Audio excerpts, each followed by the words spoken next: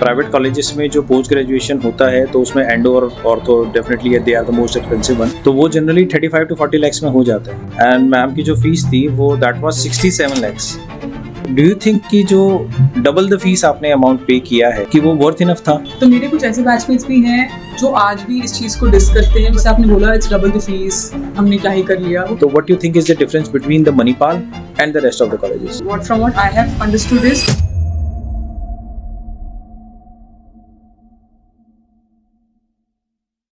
Hello friends, welcome back to our podcast series of Dr. Dentiste. This is episode 5 of our podcast channel.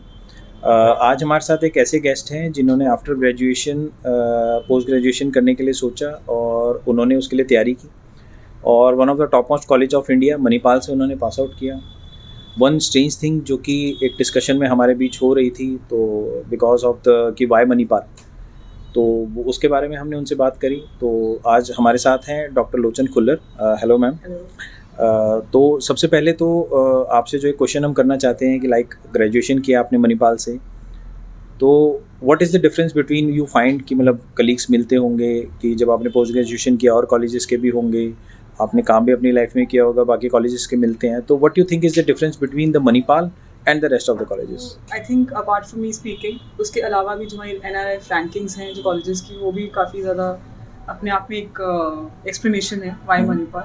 But मेरे पास एक disadvantage ये है कि मैंने bachelors और मास्टर्स दोनों ही मणिपाल से की थी, तो मैंने कोई फर्स्ट हैंड एक्सपीरियंस नहीं लिया किसी और कॉलेज का कि मैं इस पर बहुत ओपनली कमेंट कर पाऊँ।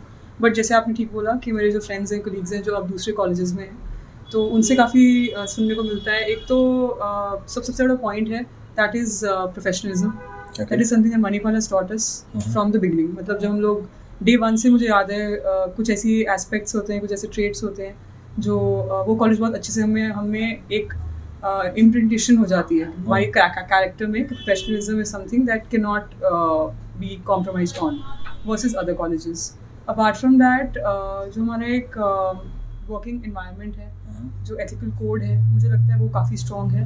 मैं ये नहीं बोल रही बाकी कॉलेजेस का नहीं है, बट अगेन मैं फर्स्ट टाइम एक्सपीरियंस नहीं दे पाऊंगी, बट जो मैंने सुना है मेरे कोलीग से, हो सकता है उनके बायस्ड ओपिनियंस हों, विच ऑफ कोर्स हमें वो भी कंसिडर करते रहना चाहिए।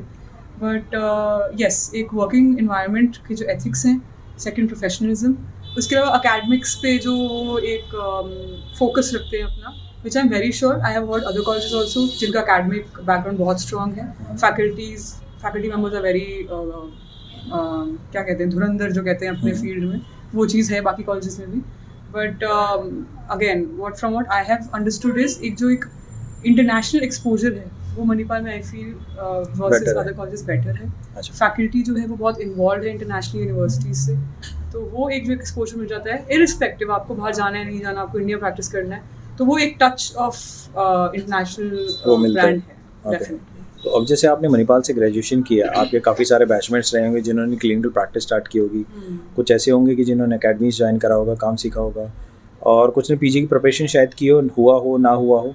तो आपने पीजी करने की क्यों सोची कि मतलब आपको ऐसा क्यों नहीं लगा कि आफ्टर ग्रेजुएशन, मुझे बहुत सारे लोग होते हैं, अगर मैं बात करूँ जैसे दिल्ली की अगर मैं बात करूँ, top most implantologist doctor Lanka Mahesh, he is just dentist, general dentist. अगर मैं बेसल इम्प्लांटोलॉजी में बात करूँ, वहाँ पे डॉक्टर विवेक गौर हैं, he is also just plain BDS, उसका प्रैक्टिस कर रहे हैं। तो why you thought of going for a PG? So this was something जो मेरे थर्ड ईयर में ही मुझे बहुत क्लियर था ऑफ BDS कि मुझे पोस्ट ग्रेजुएशन करनी ही करनी है। क्यों? सो तो मेरी शुरू से एक आदत है, मेरा कैरेक्टरिस्टिक है ये कि I always like to go deep into things. तो I think endo is also branch where you go very deep into the tooth. तो वो मुझे बहुत श्योर था, और मुझे हमेशा से लगता था कि बैचलर्स के बाद ना आपको हमेशा एक जिस्ट मिल जाता है हर ब्रांच का कि अच्छा इसमें ये होता है। जैसे फॉर एग्जांपल ऑर्थोडोंटिक्स, मतलब मुझे आज भी कुछ मेजर कुछ नहीं आता है, बैचलर्स खत्म होने के बाद भी मुझे आता है मैंने एग्जाम्स कैसे दिए थे ऑर्थो के, तो मुझे एक बेसिक अंडरस्टैंडिंग है कि चीज़ चलती कैसे, मुझे कॉन्सेप्ट्स हैं। मैं ये नहीं बोल रही कॉन्सेप्ट्स क्लियर या अनक्लियर, वो वाली बात नहीं है, बट मुझे एक मेंटल सेटिस्फैक्शन नहीं होता है व्हेन अनटिल अनलेस मैं किसी चीज़ में डीप जाऊँ। तो एंडोडोंटिक्स ऐसी ब्रांच थी जहाँ मुझे इंटरेस्ट था, जहाँ मुझे काम करने में मज़ा आता था, तो मुझे काफ़ी श्योरिटी थी कि I would want to pursue post graduation. And I still remember after my bachelor's I had visited you, और वो तो अनफॉर्चुनेटली कोविड आ गया था तब, तो हम ज़्यादा अपना एसोसिएशन लंबा नहीं कर पाए। बट तो उस टाइम भी मुझे याद है मैंने आपसे डिस्कशन की थी ऑर्थो और एंडो। मैं ऑर्थो में इसलिए, अगेन जैसे मैंने बोला, मुझे ऑर्थो में मेंटली सेटिस्फैक्शन नहीं थी कि मुझे इतना आता है, या मुझे ब्रांच के बारे में आई वुड से 10% भी पता है जितना मैंने बैचलर में पढ़ा था। तो इसलिए मेरे को था कि या तो मैं ऑर्थो करूँगी और otherwise I go with endo. Endo something जो मुझे अंदर से वो होता है ना, एक फीलिंग आ जाती है कि नहीं ये चीज़ करनी चाहिए, तो इसलिए फिर I went with endo. So this is a good news for the orthodontist out there, क्योंकि मैम ने जैसे बोला है कि जो पास आउट होने के बाद ऑर्थो ऐसा था कि जिसके बारे में कुछ नॉलेज नहीं थी, तो जनरली इट हैपन्स कि ऑर्थो के बारे में जनरली लोग बाग अवेयर नहीं होते। अच्छा, तो वो आपने जैसे एंडो किया है, तो एंडो का भी एक डिसएडवांटेज है। एंडो का डिसएडवांटेज ये है कि 100% of the clinics, not 99.9, 100% of the clinics में रूट कैनाल तो डेंटिस्ट कर ही रहे हैं। तो what you think is the मतलब डिफरेंस कि मतलब एक एंडोडोंटिस्ट ने आरसीटी करा और किसी ने एक्सपीरियंस ने किया, तो क्यों भाई एक फ़र्क होना चाहिए? क्योंकि लोगों को इंडिया में generally they relate with the pain, कि वो डेंटिस्ट के पास जाना तब पसंद करते हैं जब पेन होता है। और आई गेस जो रूट कैनाल जनरल एक पॉपुलेशन भी हमारे डेंटिस्ट करते हैं, 99% ऑफ द टाइम ठीक निकल जाता है 5-7 साल, और पेशेंट को लगता है यार 5-7 साल निकल गया और क्या चाहिए। तो व्हाट इज़ द डिफरेंस कि मतलब जो है? आई फील पोस्ट ग्रेजुएशन में जो हमें एक थियोरेटिकल बैकग्राउंड मिलता है with respect to that subject, मैं सिर्फ एंडो की बात नहीं कर रही हूँ, सारे सब्जेक्ट्स का, वर्सेस वो एक थियोरेटिकल बैकग्राउंड थोड़ा लैक करता है जब हम बैचलर्स के बाद ट्राई करते हैं। I am not saying handwork, I have seen in fact मेरे खुद के कोलीग्स हैं, वो not that great in academics और थियोरेटिकली इतने स्ट्रॉन्ग नहीं थे, बट स्टिल उनका handwork was very good. So I think handwork वाली part comes with experience. Also some people are gifted with a very good handwork.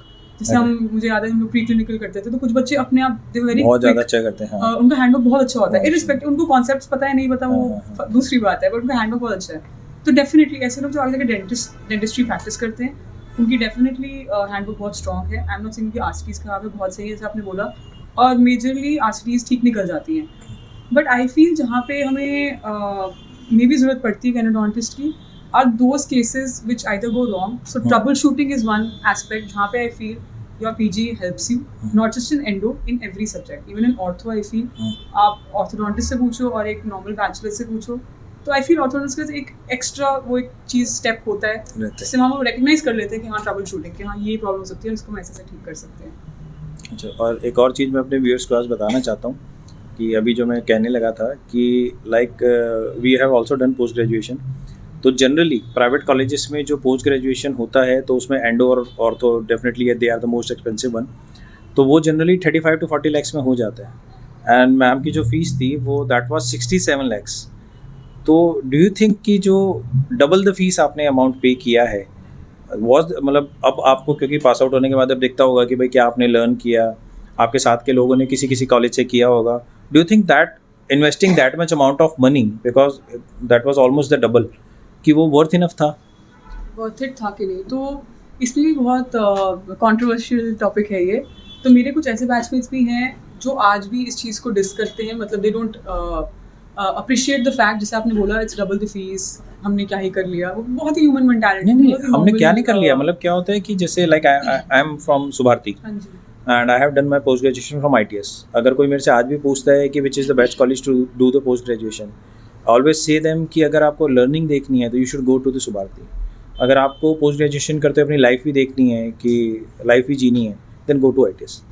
तो वो है कि भाई मणिपाल में डबल द फी पे किया है, obviously you must have learn something good, मगर वो जो डबल फी पे करके जब इंसान पीछे जाके देखता है कि यार इतना अमाउंट ऑफ मनी लगा के, इतना टाइम अपना करियर का लगा के, क्या वो वर्थ इनफ था कि भाई ठीक है? या फिर अगर एक दूसरा ऑप्शन देख लिया जाता कि अगर मैं बात करूँ मणिपाल से डाउन, कोई कॉलेज डाउन नहीं होता, बट अगर हम बात करें किसी और प्राइवेट कॉलेज की, तो कुछ इतना ज़्यादा डिफरेंस है सीखने में भी? सीखने में तो सर देखिए, अब अगेन मैंने मास्टर बैचलर्स वहीं से किया है, तो I can have a biased opinion, but जो मेरे को कोलीग्स ने बताया है,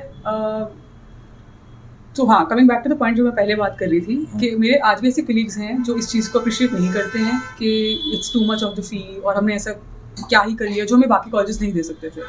but I come from a background जहाँ पे मुझे ऐसा लगता है कि मैंने अपना एक एक पैसा वसूल किया। Okay. मुझे ऐसा लगता है, और आज भी मुझे ऐसी फीलिंग है, अगर मुझसे आज भी कोई पूछता है कि क्या आप should be go for Manipal because it's very expensive, ये पहला क्वेश्चन होता है जब भी कोई ग्रेजुएट सोच रहा होता है कॉलेजेस के लिए, तो मैं उनको ये बोलती हूँ, अगर आप कंफर्टेबल हो या आपकी फैमिली को एकदम कोई मतलब मेजर लोन लेके, या मतलब your family background is comfortable enough, मैं ये नहीं बोलती कंफर्टेबल तो कोई नहीं होता इतनी फीस के लिए, I am pretty sure not some बानीज, बट अगर कोई कंफर्टेबली आपको ये चीज़ परस्यू करने का अलाउंस दे रहा है तो you should go for it, because it is and also you should have that mind set कि आपने जितना पैसा दिया आपने पूरा वसूल करना है.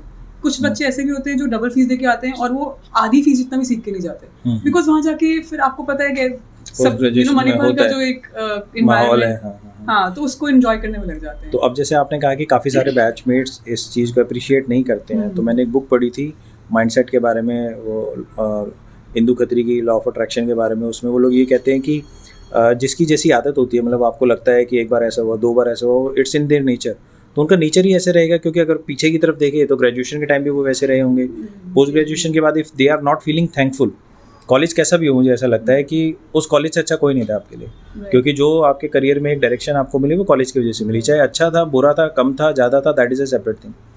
तो अगर वो लोग उसको अप्रिशिएट नहीं कर रहे तो आई एम वेरी श्योर कि वो कुछ बहुत ज़्यादा बड़ा भी नहीं कर रहे होंगे, मतलब लाइफ में दे मस्ट भी, मतलब जस्ट सिंपली बस कर रहे हैं, उस टाइप की वो चीज़ होगी, ऐसा होता है. तो ऐसा तो जनरली होता है कि कॉलेजेस करते हैं. अब जैसे आपने एंडो में किया तो आपको जैसे हमने अपने लास्ट पॉडकास्ट सीरीज़ में बात करी, डॉक्टर अंजलि से बात की, डॉक्टर शिखा से बात करी, दोनों ने कहा कि क्लिनिक ओपन करने के लिए आपको रूट कैनाल तो मस्ट है कि भाई आना ही चाहिए. तो जैसे मस्ट आना चाहिए, तो आपको क्या लगता है कि बच्चों को क्या करना चाहिए, मतलब they should join an academy, मतलब जो पीजी नहीं कर रहे हैं they should join an academy, वहाँ पे पहले वो एंडो सीखें फिर करें, या फिर कोई चैरिटेबल सेटअप ज्वाइन करें जहाँ पे दे कैन प्रैक्टिस मोर, क्योंकि अकेडमी में there is always a limitation कि भाई आपको 10 patient, 20 patient, 50 patient. Charitable setup में जाके you can do a lot more patient. So what is more preferable, going to academy या फिर बस जहाँ पे एक मतलब काफ़ी लोग ऐसा भी करते हैं कि क्वैक के यहाँ प्रैक्टिस स्टार्ट कर देते हैं कि भाई पेशेंट मिलेंगे, सीखते हैं, आ जाते हैं. तो what do you think is better? I think मुझे थर्ड ऑप्शन आपने कहा वो तो बिल्कुल नहीं होना चाहिए कि patients are not guinea pigs. When we are working as professionals in a setup, अगर हमने अपना खोला है या whatever we working under someone, तो वो गिनी पिग वाला एटीट्यूड बिल्कुल नहीं होना चाहिए for patients. Second, I feel जो आपने बोला चैरिटेबल हॉस्पिटल मास प्रैक्टिस का, ये कॉन्सेप्ट भी वैलिड है, बट मेरे अकॉर्डिंग पहले you should know the skill. तो पहले आप अकेडमी कीजिए, उसके बाद जो हमारे लेमैन टर्म्स में बोलते हैं हाथ साफ करना, which again should not be the case, literally नहीं लेना है इसको, बट हाँ जितने आप पेशेंट्स करोगे उतना आपका हाथ खुलेगा, which is the truth for any, not just endo, किसी भी उसके लिए ब्रांच के लिए. तो मुझे लगता है पहले आप स्किल सीखिए, पहले आप अकेडमी ज्वाइन कीजिए. इनफैक्ट मेरे बहुत फ्रेंड्स हैं, in fact I have orthodontist who have joined endo की अकेडमीज आफ्टर पोस्ट ग्रेजुएशन, क्योंकि they are opening their own clinic. ये तो होता है, ये तो नॉर्मल है. And I see their RCTs and I am very glad कि हाँ दे आर डूइंग गुड. तो ऐसा कुछ नहीं है कि आप ऑब्वियसली पोस्ट ग्रेजुएशन के जो 3 साल है उसको आप 3 महीने में कंसाइज नहीं कर सकते हो. Obviously कॉमन है ना अंडरस्टैंडिंग. इस अंडरस्टैंडिंग को आप फाउंडेशन लेते हुए if you try to extract the most out of the academy, I think that is also good enough for you. जैसे कि अभी आपने कहा कि आपके काफ़ी सारे बैचमेट्स हैं जो ऑर्थोडोंटिस्ट हैं, उन्होंने एंडो की अकेडमी ज्वाइन की है. तो मेरे को ऐसा लगता है कि हमारे यहाँ पे दोस्त यारों में एक ऐसा बैरियर भी आता है कि अरे पोस्ट ग्रेजुएशन करने के बाद भी तो काम सीखने जाएगा. तो मुझे नहीं लगता कि ऐसा होना चाहिए. आपको क्या लगता है कि मतलब काम सीखने के लिए कुछ सोचना चाहिए कि मतलब मैंने ऑर्थो में पीजी कर लिया तो मैं एंडो की सीखने थोड़ी जाऊँगा यार, मैं तो सीनियर हो गया हूँ, ऐसा होना चाहिए कुछ? ऐसा तो नहीं होना चाहिए, बट इस बात से मुझे याद आ गया, आपने मुझे जब मैं बैचलर्स के बाद आई थी तो मुझे आज भी याद है, आपने मुझे बताया था कि आपका मन था, आप मुझे नहीं बताया था, मिक्सिंग मेमोरीज, कि आपको ऑस्ट्रेलिया जाके डबल न्यूजीलैंड जाके समथिंग अलोंग दोस लाइंस. तो I was very inspired by that कि जब आपने बोला कि आपको डबल मास्टर्स करना है क्योंकि इंडिया में इट्स नॉट वैलिड. तो मैं तो उसी टाइम से मैं तो if I'm fan of that thought, तो आपको समझ आ गया होगा कि मेरे को जब चलता है जब भी.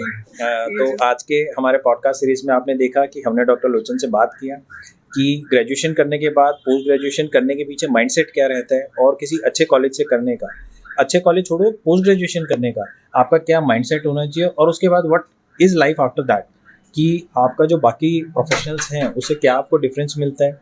जैसा कि हमने अपने पिछले सीरीज में बात किया था कि मेंटोर का बहुत बड़ा रोल रहता है. तो जैसे ये कॉलेज है, हम वहाँ पे एक स्टाफ की बात कर रहे थे, तो कॉलेज आपको एक क्या वर्क एथिक्स देता है कि आप थ्रू आउट द लाइफ क्या प्रैक्टिस करोगे, आपके कॉलेजेस पे, आपके टीचर्स पे, आपने जहाँ काम सीखा उन मेंटोर्स पे बहुत सारा डिपेंड करता है.